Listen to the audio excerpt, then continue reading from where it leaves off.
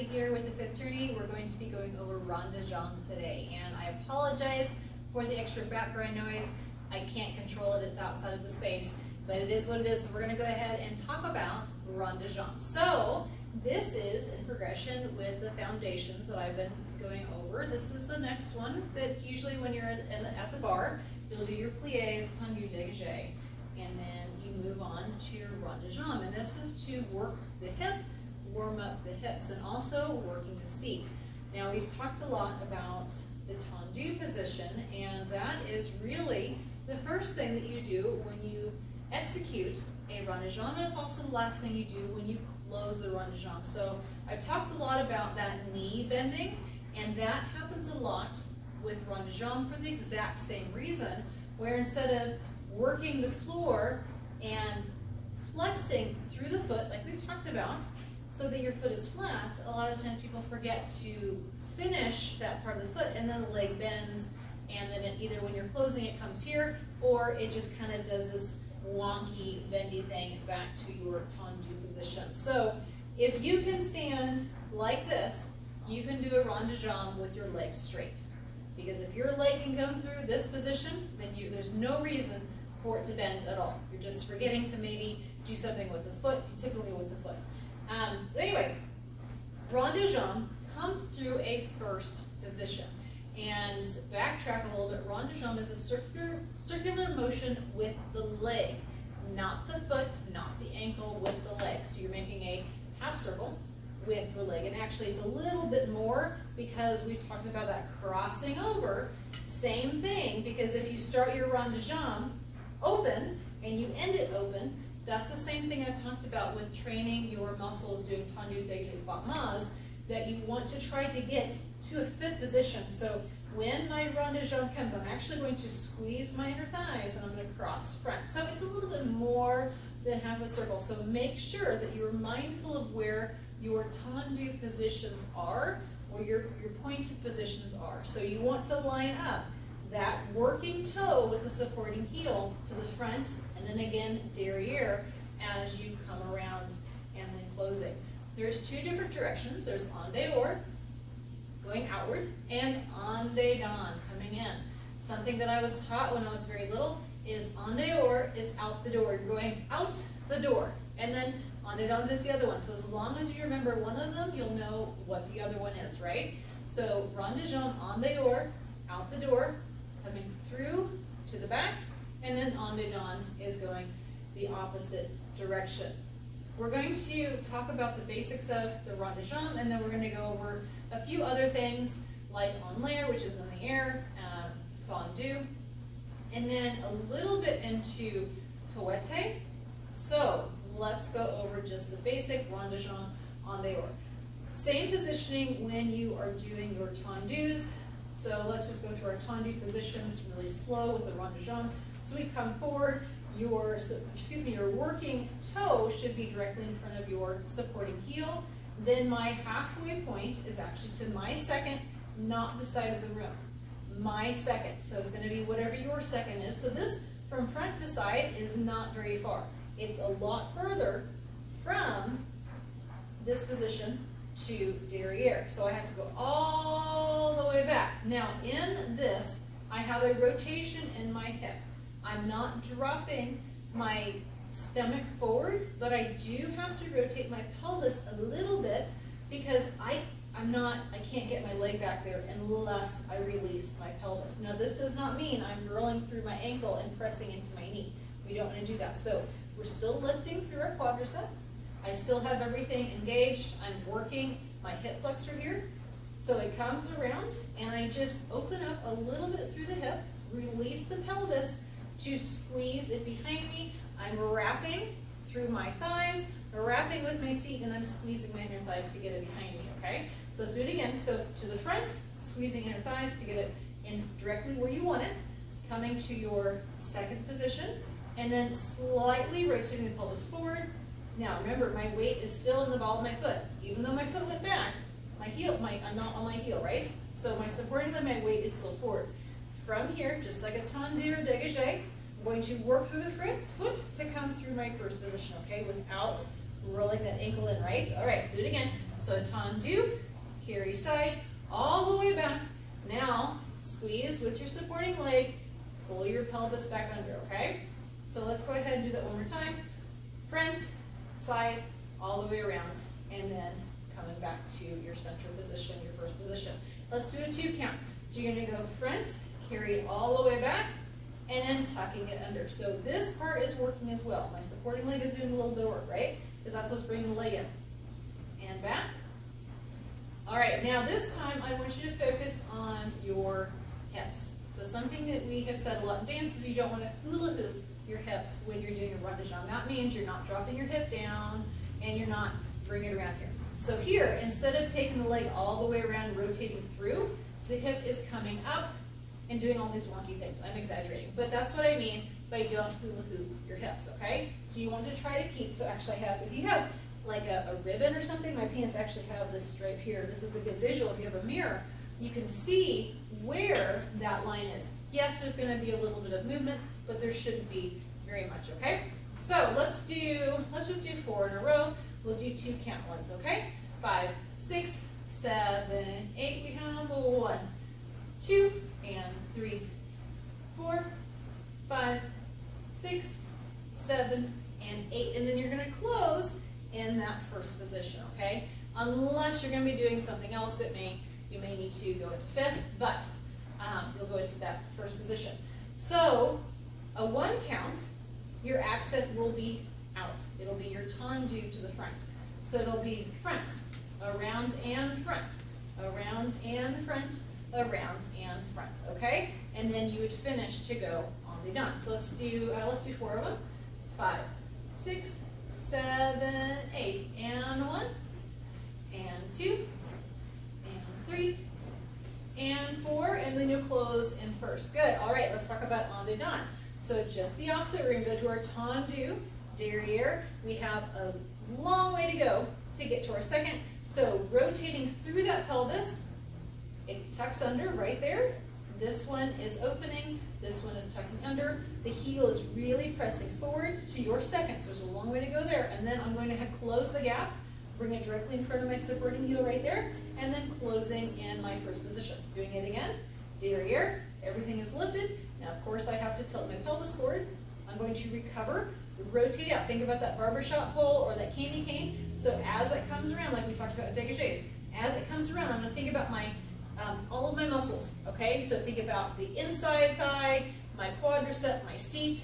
Yes, it's not going to actually, your quadricep's not going to go that way, but it's a good visual. It's something, if you think about all of my muscles are going to rotate this way, then it helps turn that leg out like you want it, okay? Keeping that position, my heel is forward, and I'm going to bring it to my devant, okay? All right, let's do 4 2 count rond de jambes. Ready? 5, 6, 7, 8. We have 1, 2, and 3, 4, 5, 6, 7, and 8. And again, my supporting leg is working because as this leg comes around, I'm using my seat where my hamstring connects to my seat. And that is doing a little bit of a tuck. And that's helping my pelvis come where it needs to go. And that will really, really help you when you're doing grand battement. Because when you're doing the grand battement, you don't do this, right? So, and this is for another day, but you use that muscle where your hamstring connects to your seat. That pulls your body upright, okay? So this is a good time to start working on that, all right? All right, let's do our single count. So I want the accent to be back. So you're gonna do back, and back, and back 4 times, and then you're gonna close that last one in your first position, okay? 5, 6, 7, 8, we have 1, and 2, and 3, and 4, closing in your first. Good, okay. Let's talk about en l'air. En l'air is in the air. À terre, terrain, is what you normally do. You're on the ground, okay? So en l'air, very nice and low. You can do big ones. When you get more advanced, you'll have your leg much higher. So work on getting it a little bit higher as you progress. If you find that when you lift your leg up, that you are leaning back, then you need to bring your leg down a little bit, okay? You really want to think about taking the body up and over. So if the leg is up and I'll probably go over this more with the grand battements because that's part of it too. And when you're holding, leaning back, doing that is counterproductive. You actually want to think about connecting your chest, your abs, everything. You actually want to think about connecting it to your knee or your foot. Now you're not doing that, that's not what I mean. But if I have everything solid, like I need it to be, and I think about, okay, I don't want to lean back, I want to think about connecting forward, it actually almost closes that angle. So if you can see me do it, it's like, okay, here I am, I'm straining for it, my supporting leg is all wonky, I'm on my heel. If I fight for it, go forward, I think about going up and over, a nice lift, then I can bring that leg up higher, and I can support it longer, okay? Something to work on. Anyway, with your en l'air, this is when that hip rotation really comes into play, where you have to work on keeping it as even as possible. So en l'air, you're going to lift up, carry to your side, carry around. Now, there's a bigger role in the pelvis, right? Because I cannot have my leg this high if my pelvis isn't tipped forward, right? Okay, so from here, it's the same thing as coming in from the dégagé. Flexing the foot and then lifting it up just like a dégagé, okay, right? Now, carry to my side. From here, I have to rotate in the hip socket, thinking of lifting through my supporting leg, taking it derriere, and then closing it. Let's try it again.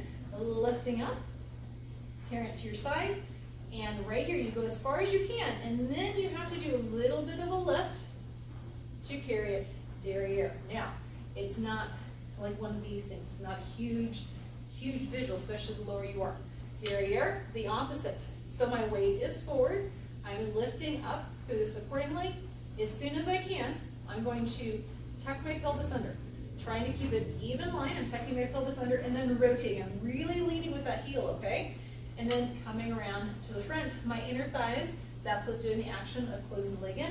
Coming in to that first position, carrying it derriere, tucking under with your supporting leg. Rotate, rotate, rotate, rotate, taking those thighs out, and then bringing it in, okay? So something to really work on, think about.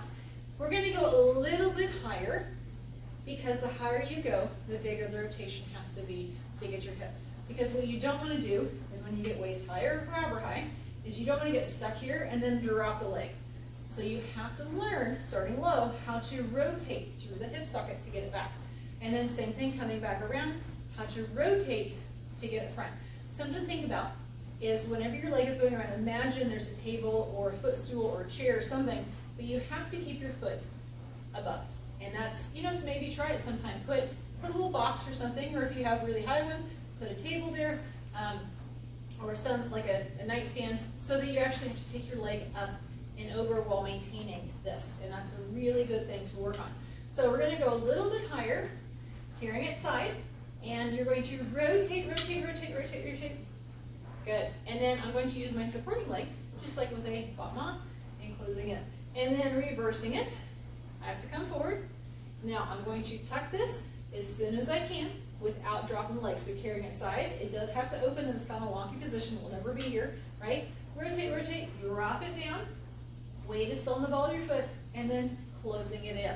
All right, that's a hard one. It is, especially when you're going really slow, but definitely something to work on. So make sure you're really rotating through that hip. Two more things, okay? We're going to talk about fondue and then fouette with rond de jambe. All right, fondue means to melt.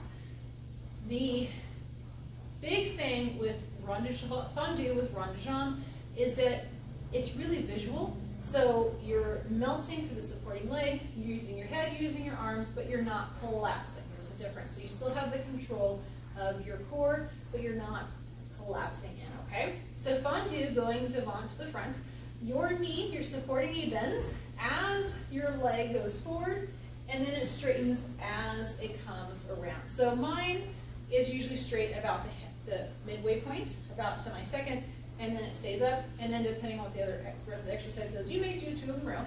So you would soften that knee, and then straighten it up. As it comes around again, soften the knee, and then coming back up. With the arms, there are different arms, there's different heads that people do, but typically the arm comes up along with the leg, and then it opens as your leg opens, right? Fondue.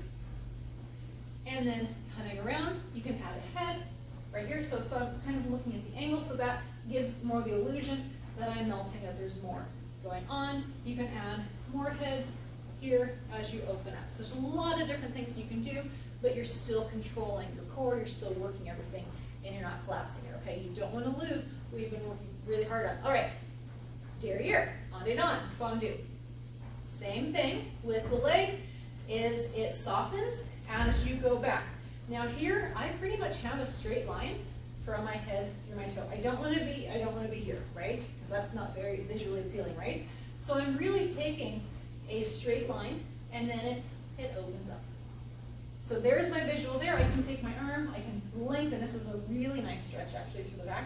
So I'm really lengthening here. My abs are engaged, everything is quiet through here, and then I'm opening up. And I've seen different arms.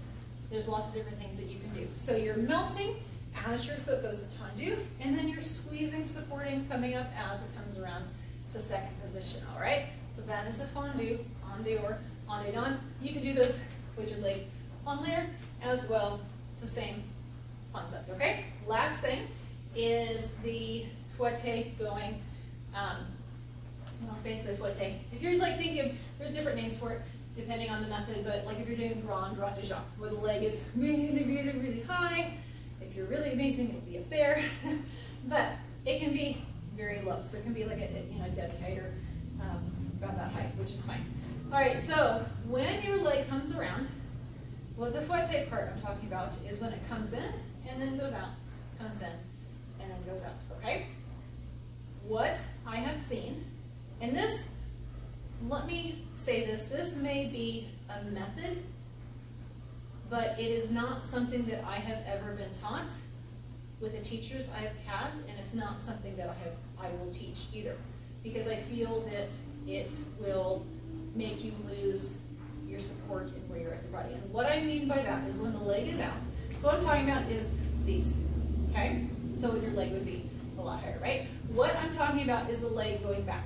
So sometimes I have seen the leg going back. I have never been taught that. I've never had a single teacher teach that to me, and I've never taught it that way either, because when you do this, as soon as the leg goes back, I have to roll my pelvis. It's physically not possible to go backwards without losing something in here to rotate the leg back, right? And again, a lot of things in dance it's a visual. So there's no reason to take the leg back if you're going to be losing your structure, right? So if you can grab your leg under your hamstring, and if I'm going en dehors, I'm going to repeat that with my lower leg. If I'm going en-dedans, I'm going to repeat that with my lower leg. So we're going to start en dehors. So taking the leg to the side, I'm going to go straight in, and then I'm going to go forward. So I'm going to lead with my heel, do a half circle forward, and then come straight in, do half circle forward, and then come straight in. So this would be en dehors, okay? So the leg is still going in this motion, all right? And you can do them low, right at the ankle. You can do that as well. But again, I'm not taking it back. I'm going straight in, rotate out, straight in, rotate out, and then you'd finish your rond de jambe. En-dedans is the opposite, so coming around, a little bit harder there. I'm going to go forward and straight out, and forward and straight out. So when I go forward, I rotate my thigh, the upper part of my leg out just a little bit more to release it. I come in to my knee, and then I go straight out. And then this is the really hard part when we come forward, okay? So that's all about rond de jambe. I hope you learned a few things new, even if it's one thing. It's always good to learn, no matter how advanced you are, no matter how old you are, always keep learning. So thank you for joining me. We'll see you again next time.